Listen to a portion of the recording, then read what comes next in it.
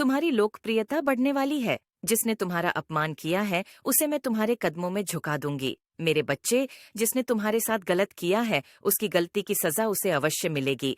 मैं अपने बच्चे की रक्षा में स्वयं करूंगी। मेरे बच्चे, तुम बहुत ही सीधे भोले भाले हो, परंतु यह संसार ऐसा नहीं है।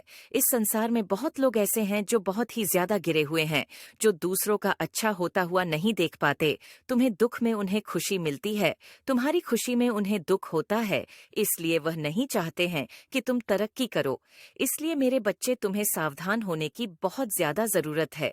मेरी बातों पर पुनः रूप से ध्यान देना। कुछ बातें जो एक बहुत जरूरी बातें हैं, उस बातों को शांत होकर सुनना और समझना, जिससे कि तुम मेरी बातों को सुनकर समझ सको।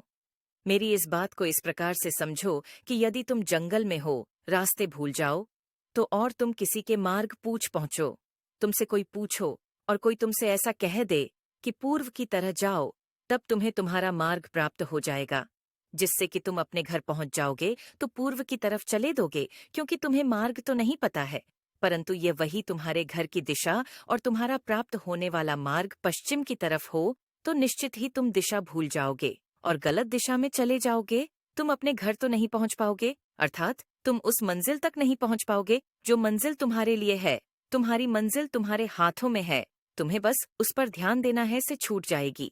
कहने का तात्पर्य यही है कि बताने वाले ने यदि तुम्हें गलत मार्ग बता दिया तो मंजिल तक पहुंच नहीं पाओगे। पहुंच पाना बहुत असंभव हो जाएगा। इसलिए तुम्हारे साथ जिसने यह गलत कार्य किया है उसे अवश्य दंड दूंगी, क्योंकि गलत मार्ग बताने वाला मेरा दंड का अधिकारी है। मेरे बच्चे, इस संसार में दो प्रकार के प्राणी होते हैं। एक तो वह जो दूसरों के लिए अच्छा सोचता है,